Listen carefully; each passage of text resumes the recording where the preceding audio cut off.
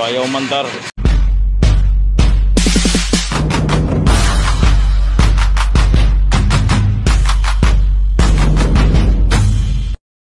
Guys, Chevy Spark, so ayaw mandar. O tingnan natin, start muna.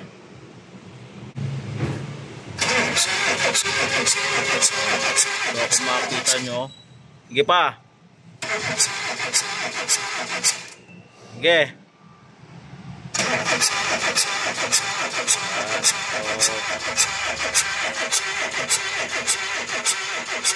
Up.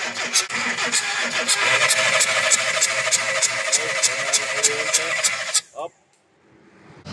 So tingnan natin yung gasolina niya kung merong lalabas. On. Yan. So napakalakas. So merong gas, merong kuryente yung spark plug. So tingnan natin to. So merong tinest natin, merong gasolina, merong kuryente. So kung makikita nyo, itong head nya punong-puno na ng oil sludge. Yan. So titingnan natin. Okay, crank mo muna. Okay. Hop. Sige pa. So napakalakas ng singaw dito. Napakalakas ng singaw. So kaya ngayon na compression test natin o baka merong hindi gumagana talaga dyan, merong singaw na ng mga balbula. So ito yung pang compression test natin.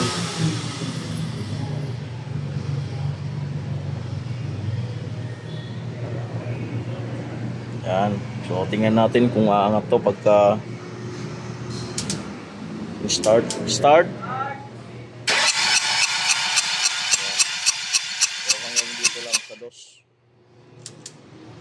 So yung number 4 hanggang 2 lang yung compression nya.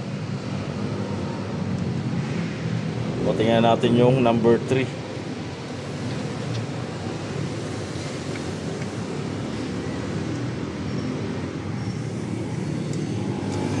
So mangyari nito guys, kung magbaaba tayo ng makina nito. So number 3, start.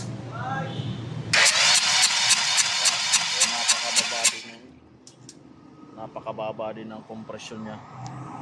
So hanggang 2 lang. Tingnan natin yung number 1. So ang compression tester, mahalaga to guys para pagka troubleshoot tayo, malalaman kaagad natin kung talagang may singaw yung mga balbula nya. So mas mapapadali yung pag troubleshoot natin.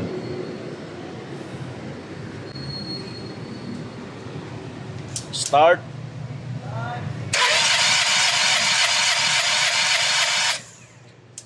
So kung makikita nyo, pumatak siya ng 9. So mga nasa 125 PSI. Yan. So ibig sabihin, maayos to yung number 1. Maayos yung mga balbula nito, walang singaw. So tingnan natin yung number 2.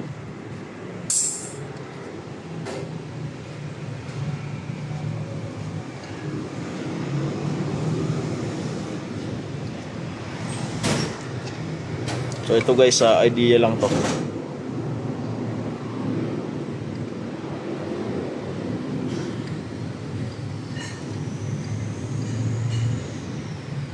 So try natin yung number 2. Start. Yan. So wala ring singaw. So maganda rin yung compression nya.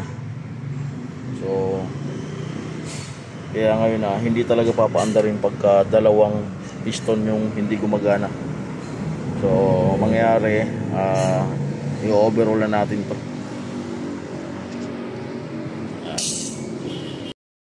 And guys, ito na yung makina. So binaba na natin. Yan. So kung makikita nyo yung oil sludge na yan, so namauna sa loob. So babaklasin na, tingnan na natin. So yung palawang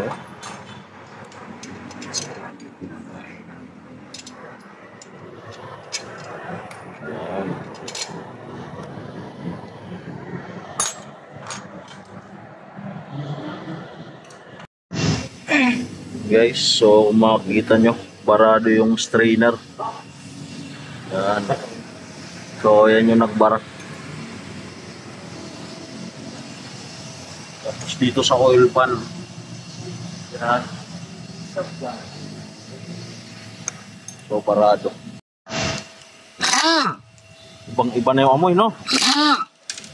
Amoy putok.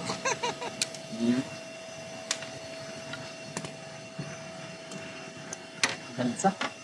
Ang lansa ng amoy. Kaya ganyan, baka nakagiling ng ano yan, daga. Kakaroon ng Ito, lagayan ito. papalitan rin natin to. Timing chain, Yes. chain guide, tapos itong tensioner.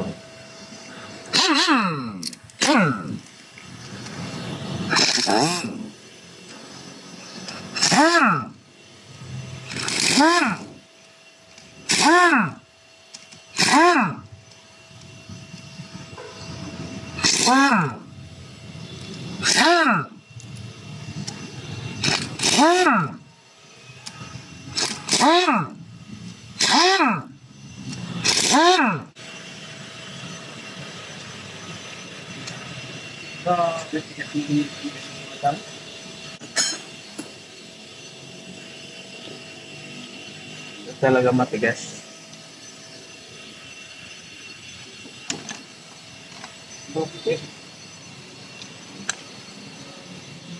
Intake yung may sin. Guys, so natanggal na yung mga head bolt.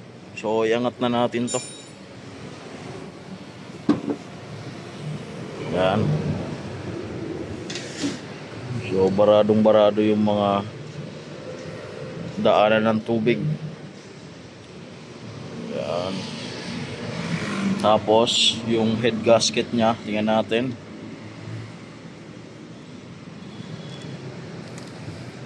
Yan, so kaya malaki yung pagkasingaw dahil dito sa cylinder gasket na to. Yan, so durog na siya. Kung makita nyo to, nawala na yung gitna. Yan, kaya ayaw na yung umandar. So ito na yon, positive na. So ito na yung pinakang problema nya. Tapos yung piston ring, papalit tayo. Ayan natin to.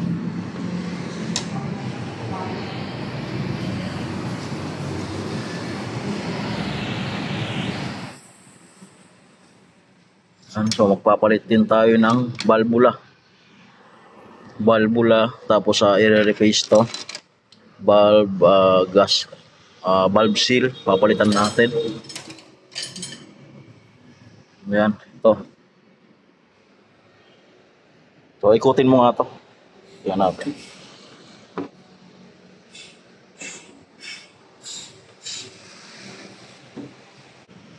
Ayan guys, so ito yung uno. So malakas yung alog. Tapos ito. Sige.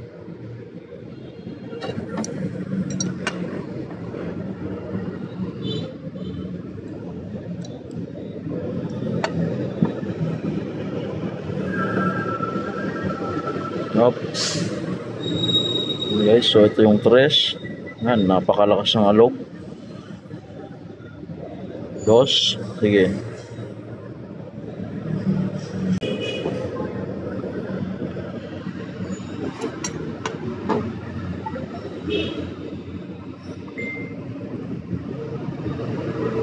So ito, bagong piston. Siguro nagawa na siguro to.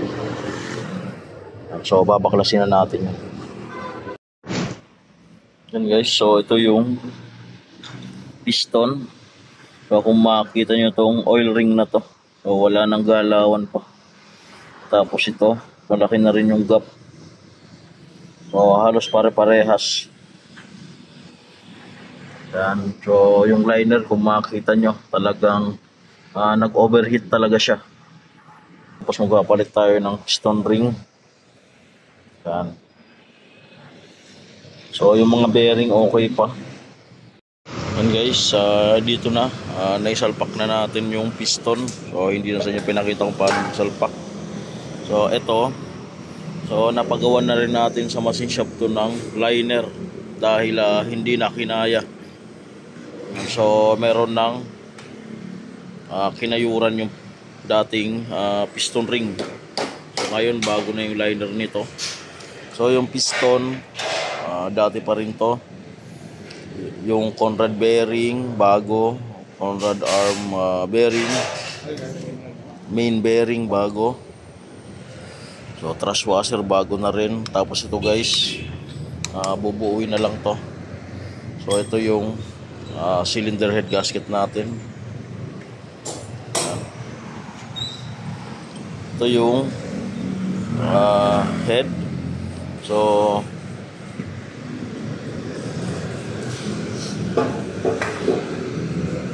hindi na natin pinalitan ng valvula to.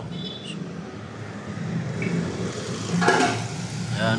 So kung makikita nyo, na-replace na rin to. Ayan. So binalblapping na. So pinalpalitan na rin natin ng valve seal. Ayan. So isasalpak na lang to. Ayan guys. So nandito na yung cylinder head. So dito yung gasket. So isalpak na natin.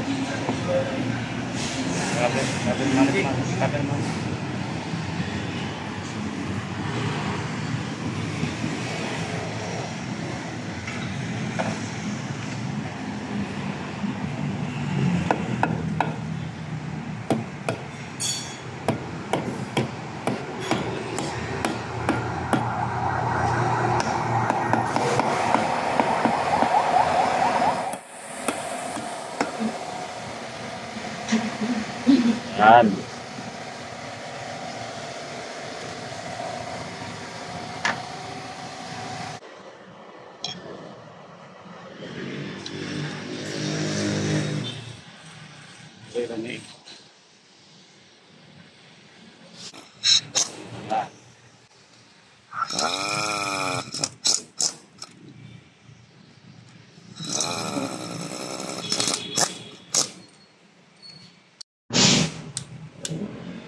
Guys,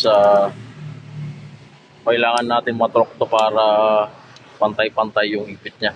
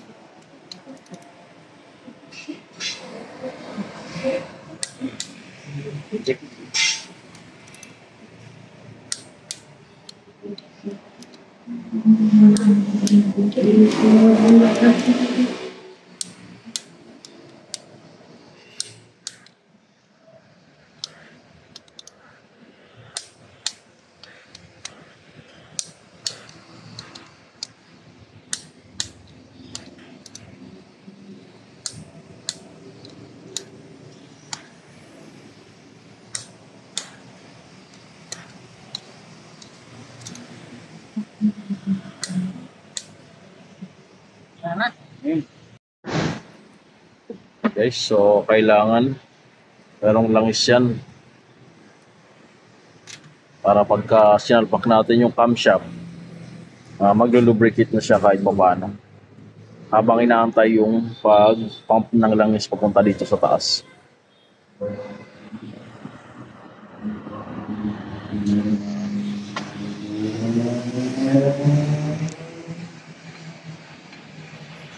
Yan yung may magtira sa akin. Yung pointer mo.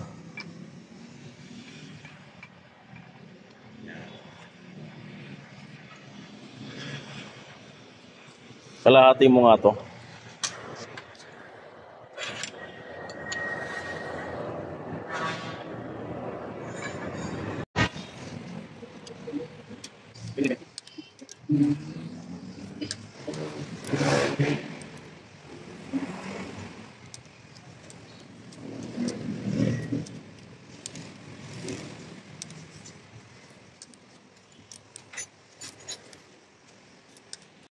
Yan guys, so naikabit na natin yung timing chain.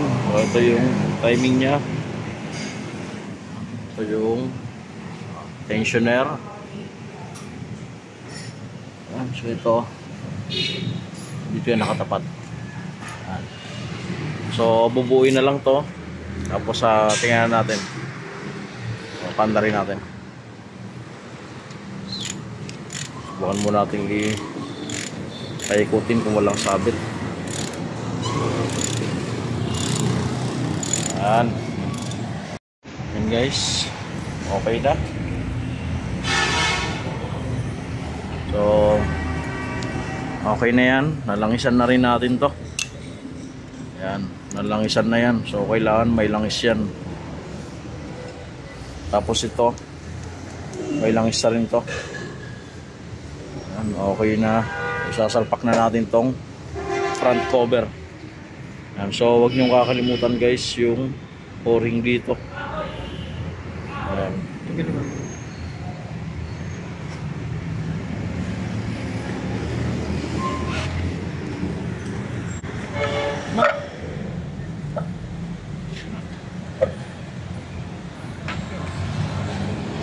Dapat na yan.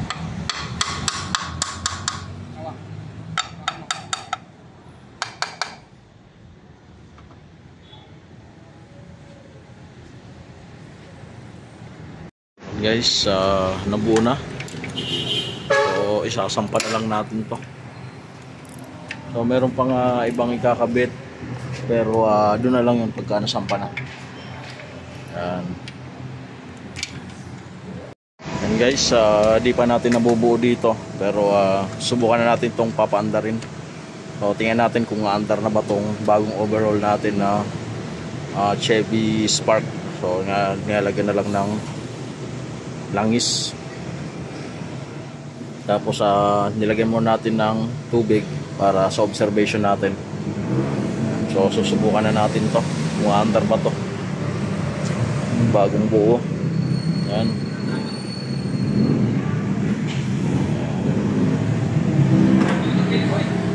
Start.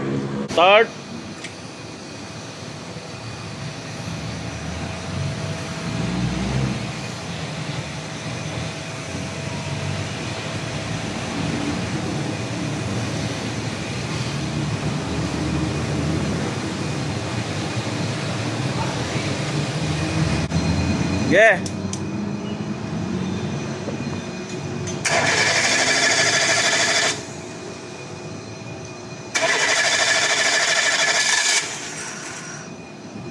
Yeah.